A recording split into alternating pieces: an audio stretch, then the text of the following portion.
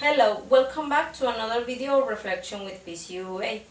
The topic for today's video is antibiotic resistance, and I want to start this video with a few definitions. What are bacteria and viruses? Bacteria are single-cell organisms found all over the inside and outside of our bodies.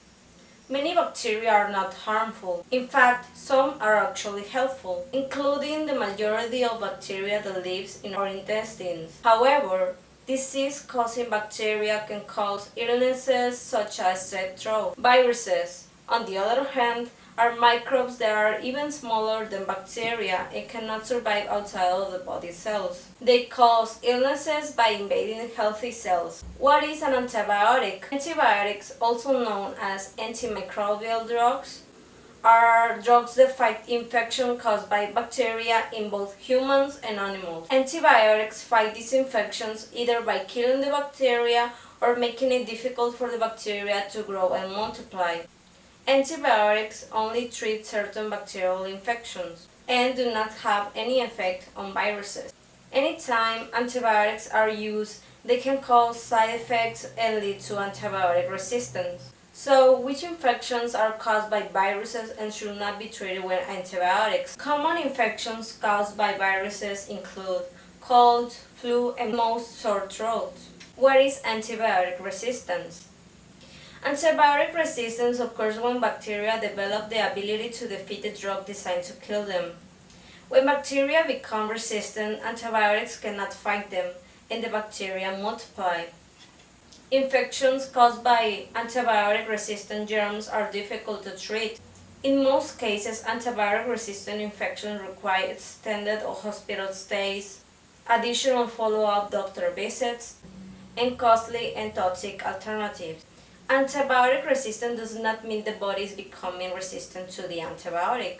It is that bacteria has become resistant to the antibiotics designed to kill them. Antibiotic resistance has the potential to affect people at any stage of life, as well as the healthcare, veterinary, and agriculture industries, making it one of the world's most urgent public health problems. Each year in the US, at least 2 million people are infected with antibiotic-resistant bacteria, and at least 23,000 people die as a result. No one can completely avoid the risk of resistant infections, but some people are at greater risk than others, for example, people with chronic illnesses. If antibiotics lose their effectiveness, then we can lose the ability to treat infections and control public health problems. Why are bacteria becoming resistant to antibiotics? Overuse and misuse of antibiotics allows the development of antibiotic-resistant bacteria.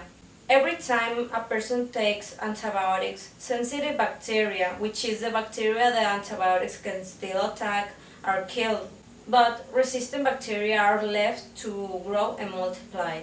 This is how repeated use of antibiotics can increase the number of drug-resistant bacteria. So, smart use of antibiotics is key to controlling the spread of resistance. How do bacteria become resistant to antibiotics? Bacteria can become resistant to antibiotics through several ways. Some bacteria can neutralize an antibiotic by changing it in a way that makes it harmless. Others have learned how to pump an antibiotic back outside of the bacteria before it can do any harm. Some bacteria can change their outer structure so the antibiotic has no way to attach to the bacteria it is designed to kill. After being exposed to antibiotics, sometimes one of the bacteria can survive because it found a way to resist the antibiotic. And if even one bacterium becomes resistant to the antibiotics, it can then multiply and replace all the bacteria that were killed off. That means that exposure to antibiotics provides selective pressure, making the surviving bacteria more likely to be resistant. Bacteria can also become resistant through mutation of their genetic material.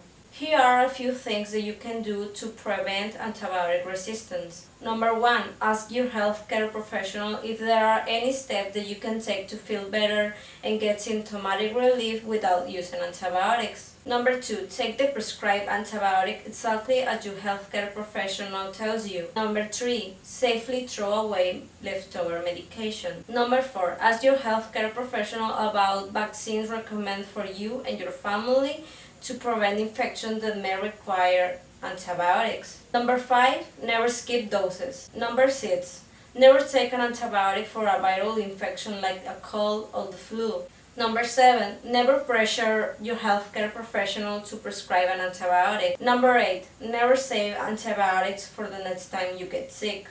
And finally, number 9. Never take antibiotics prescribed for someone else. This will be all for this video. I hope you find this information helpful, and I see you next time.